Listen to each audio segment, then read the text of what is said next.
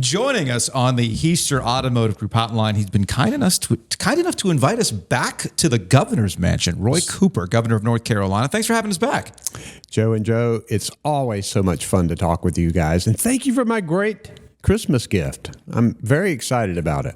We feel like we had to make up for it the last time we were here in March when Giglio trolled you just a little bit with a little bit with a state pennant and a Duke shirt. Yeah.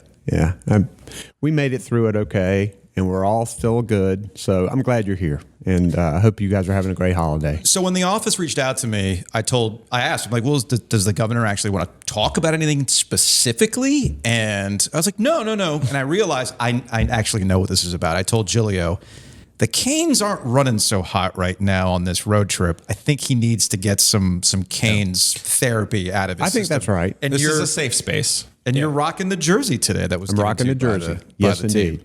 And I have my whole theory about the poor road trip and the 2 overtime losses. And, tonight we play the Stanley Cup champs, as we talked to. I don't know when you're going to air this. But look, we've cruised through the regular season before. And when you cruise through a regular season, we've seen it with the Bruins, we've seen it with other teams, you don't run into the adversity that comes with the playoffs and somebody really trying to punch you in the mouth. And so I've taken solace in the fact that I'm okay with this adversity as long as we don't play ourselves out of the playoffs, which is we're right in the wild card mix right now. We've got more games in hand than some of the teams behind us, so I'm a little worried about that. But I believe in this team. I believe in the coach. I think that just obviously goaltending has been problematic, and we've got a couple of new players in Bunting and Orlov and others who are trying to mesh. Had some injuries, but been relatively healthy. But I just feel good about this team, and I think this adversity will be helpful to us when we get to the playoffs. So I'm still bullish. I'm still going to – I think it was you guys. It might have been Adam. Sorry. But the first bet when we do sports betting, I am going to make a bet on the Canes to win the Stanley Cup. That was with us. That was your suggestion, yes. And I'm excited about that and look forward to that. And maybe get a little better odds right now that we're doing so well. Better odds in meaning I get more money when we hit. So that's what I mean. It's all a smokescreen. This is all an elaborate ploy that you've set up. It could be. Dundon. That's why he gets the gambling license and all those other You can think what you want, Joe. Okay. I'm okay with that. How do you watch these games? How do I watch them? Are you gripping it super tight, or because you are glass half full right now? So most of the time, throw things? Do you swear? Well, how I watch it, a lot of times I'm doing things when the actual game is being played. So I'm recording games, and I'll have to admit that sometimes I have to watch the 11 to 12 minute truncated top plays and things. But yeah, I'm a pretty active hockey fan, even when I'm watching a game by myself, because my wife will hear me yell at the other end. A goal, a great save, a tough hit, those kinds of things I like. So I react to. Our dog will bark. We know we've done something well. So true story. We ran into you at a Ben Folds concert once. That's right. And I introduced Kelly to you. Yes. And then I made an offhanded remark. I said, good thing you're not watching the Canes tonight, because they were getting smoked that night in the regular season. Oh, but that was the wrong thing to say to me. And your wife got upset at me. She's like, don't. He doesn't want to know. He doesn't want it spoiled. This is a real thing. People, it's funny. You're a politician, so people think, well, there's got to be some sort of angle here, right? There is no angle when it comes to the Canes. You care. Oh, I care deeply. Fever pitch with Jimmy Fallon sitting with the in-laws eating lobster. He's recording the Red Sox games, and he's got the lobster, la, la, la, la, la, la, la, la, when somebody's talking about the game. I am like that. I do not want to know the score. My wife sent me a cartoon of the surgeon coming out of the operating room, says, "I have some news for you." Said, "If it's the score, don't tell me." That's the kind of guy that I am. How did that happen? How did your hockey fandom become a thing? First game I went to was when the Hurricanes came to Raleigh. I did not go to any of the games when they were in Greensboro, but when I went to a Hurricanes game, I fell in love with the game immediately. Became a season ticket holder. Went to a lot of games, was there even during the extremely lean times. Game 7 in 2006, the probably top 1 or 2 sporting events I've ever been to in my life when we beat Edmonton in Game 7. I just love the sport. I've said it many times, but the grace and skill and stamina and determination and toughness are all balled up into one. I think these athletes are just extraordinary, and particularly the pain tolerance and all of that they deal with. It's just truly amazing to me. Love the sport. Yeah, we both went to the Governor's Cup. That's right. Game. I was extremely disappointed in you. I need Roy Cooper heel turn. You were there. NC State is playing North Carolina. Yeah. Just come out in the Tez Walker jersey. Like, what were you doing? Like, what you had like this, members only governor thing on. You don't show your colors, man. You already did. You already have shown them. You don't need to be controversial unless you have to. Okay. I mean, why? That'd be gratuitous to do something like that. That would be like you. That's great. And I just don't want to do that. And in fact, hey, this transfer portal thing, everybody's benefiting now from what we started. And, I've been in touch with NC State people about helping in some of the things that they have going on. So that's what State fans want. Where were you before? Yeah, you chose violence, man. Well, you're the one who chose violence, not me. You mean violence by writing a letter to Charlie Baker? Is that violence? Is that what you're talking about? For Tez Walker. I think that's the reason why people will view it that way. It just happened to be a really horrible case that they had no business denying the transfer, and particularly no business taking as long as they did. And I think that has led to what has happened with the lawsuit and the opening of the transfer portal, which helps everybody. Look, NCAA is in a horrible position with conference realignment, with NIL, with transfer portal, trying to keep the institutions together, seeing an ever-growing separation between the big football schools and the rest of the universities, and trying to deal with all that is almost an impossible situation. But and it concerns me about college sports, but I know how important it is because the people who give lots of money and care for our universities, most of them are also sports fans, and they tie those things together. And so if they're happy sports fans, they give more to the School of Arts and Sciences, and they endow professorships and all of that kind of stuff. So whether we like it or not, sports is an integral part of higher education, and NCAA has just got to find its footing and find a way to put some regulations in place that people would actually abide by and that could actually be enforced. In this latest proposal on NIL, at least it's an attempt to try to get the universities involved and get the players help and all of that. But it's a very difficult situation. Have you had conversations with Charlie Baker beyond the Tez Walker for what he has wanted to propose, creating a super league essentially? No, I have not. Okay. And I, they're reacting to all of the forces that are coming down at this point, whether it's political, federal legislation, lawsuits, unrest amongst the university presidents. Got to be dealing with all of that. So you got to find a way forward. You've got to get input from everybody and at least try to gain some ground here. It's just unfortunate that football seems to be driving the whole money train here. Yeah. And that hurts everything else. And particularly a state like North Carolina that we believe basketball is where it's at, and and that's probably going to continue.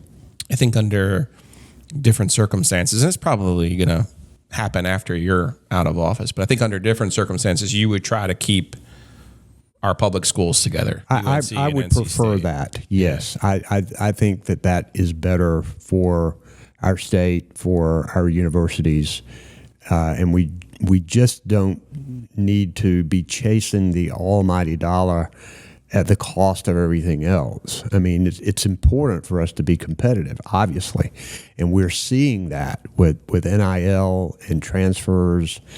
And, but when you really think about it, it's finally the athletes getting some of what they deserve. I mean, the coaches, the universities, all of the advertisers, the TV deals, everybody else has made the money except for the players. And they've gotten good educations with their scholarships, but a lot of them deserved a lot more than that. And I think we're seeing that play out in judges looking at this as antitrust violations and that they deserve a piece of the pie.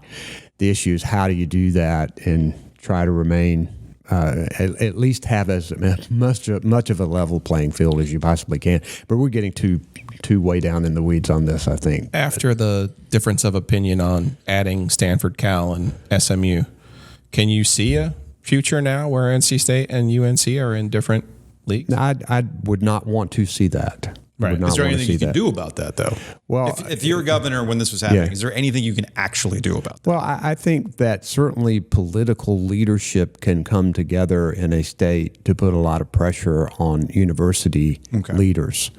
So if that kind of issue were to present itself, but I think the thing now is just let's do the best we can with the new conference that we have, and teams will enjoy their West Coast swings. And well, when you think about it, hey, the field hockey teams, the soccer teams, the baseball teams, you go and you stay on the West Coast a while, and some of the kids probably have never been out there, and it can be a positive thing for them. That's a good spin. That's good. Giglio and I are not on record as being fans. I know what you guys are, and I've heard your positions on this, but I'm Jim Phillips is not too happy with us. It is what it is. Yeah. Okay, it is what it is. So you got to go with it. I mean, you got to be proactive, and that's how you end up being reactive and ending up with with schools that might not fit. It's a big move for little financial reward when you get right down to it. Speaking of being proactive on things, I feel like we've been talking to you about getting the sports wagering stuff off the ground for a while now. My understanding is, just because the new year's coming around and the college football playoff is starting, we can't make a bet yet. I mean, not yet. When can we? So, well, first they passed this legislation, and then the General Assembly came back and made some adjustments to it, which the Lottery Commission says has caused them to go back and have to redo some things. This rulemaking has to work. You got to make sure that it is working right. The goal is to get it out there before March Madness. No guarantee that that's the case, but I think that is the goal. They're working on getting the rules and getting everybody licensed up and getting started. So looking forward to that. I think it'll be positive for the state, our economy, jobs, and people are already doing it anyway. We might as well have the North Carolina taxpayers get some benefit from this. I hear what you're saying, but like DraftKings and FanDuel, I have these accounts. I have to drive once a week to Virginia to place my bets legally. It drives me crazy. Yeah.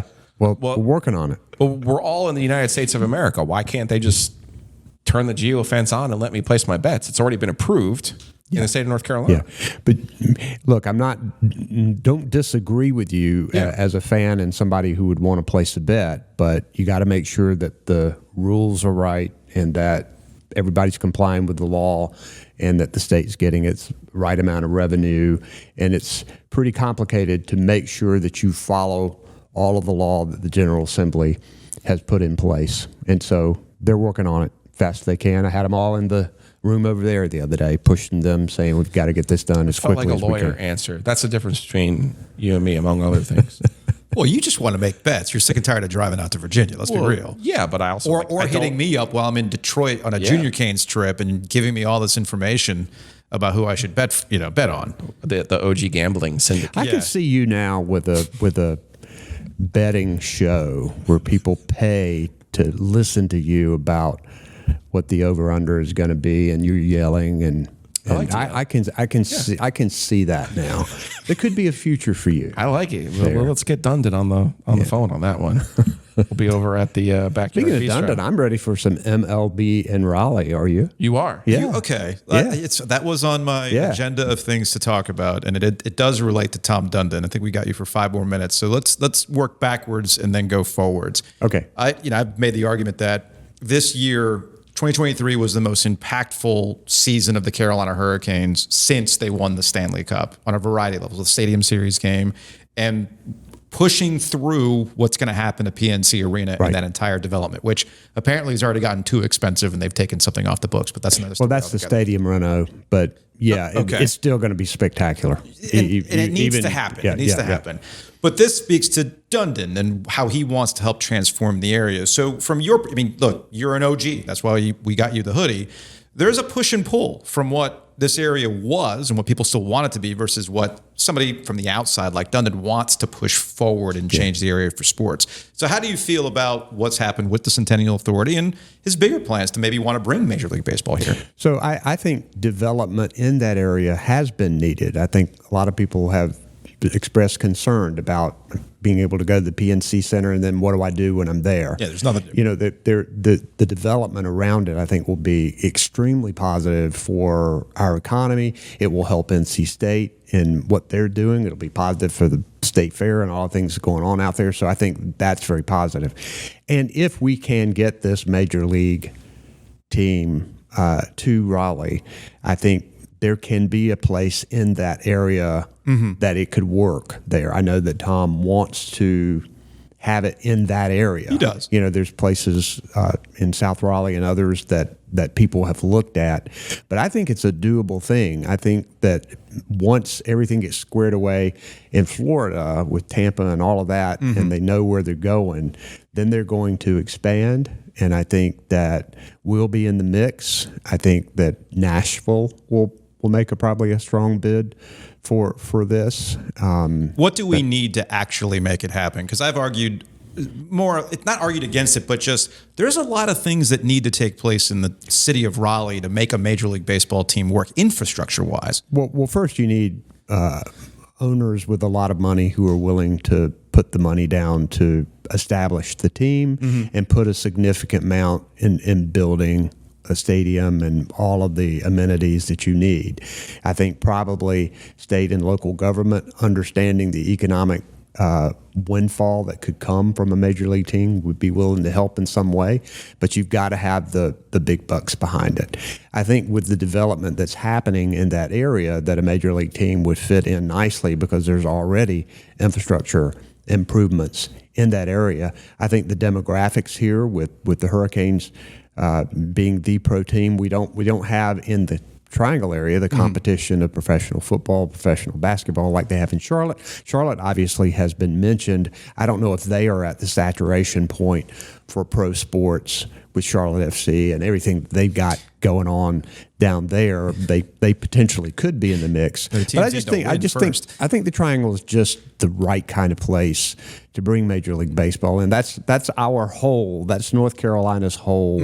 That I think would be really exciting for us to try and bring here. We might not be able to pull it off, but I think you're going to see a lot of people coming together to try to make it happen.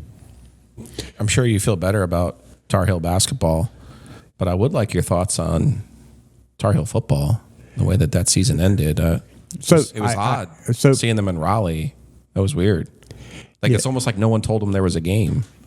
Did they play? I think there was a game, but they just didn't show up. We were physically there. We saw it. We saw it happen. No, I remember that someone told me the Tar Heels they lost on the Wolfpack's home ice. I heard about that happening. It's the turf. That was the problem. No, that was a real butt kicking. That was pretty bad. And NC State deserved to win that game. I mean, they just outplayed the Tar Heels on both sides of the ball, special teams, everything else. So, first, please let me say that I'm excited about Tar Heel basketball. I was going to ask you what you think so far. I think they need some more signature wins. They do, but they're playing a tough schedule, which is a good thing early, and I think they're learning where their problems are, turnovers, and protecting the offensive glass. And I think that Coach Davis is going a little deeper into his bench and sticking with that plan. And I think that's a good thing for the Tar Heels. As for football, we'll get to see a preview of what next season is going to look like. When you don't have May and Tez Walker and Corey Gaynor and Cedric Gray and all these guys who are moving on, you get to see some of the next generation. So it'll be interesting. Interesting to see how it goes. We will see you in March. We'll fill out a bracket. Looking forward to it. Curious what kind of reverse jinxes you might have in store for this year. So we'll see. Well, it's always fun to be with you guys, and really grateful for the opportunity. This is my next life, as you know. Oh, I was joking with your staff that we have to get some. We have a live Thursday show that we're working on. So cool. And you're going to need somebody? Yeah. Maybe? Hey, drop on by. We're downtown. But I'm worried about when you're out of office, you're going to start your sports podcast and you're just going to take our numbers. I'm worried about this. I could do that. All right. Thank you, Governor. Thanks, guys.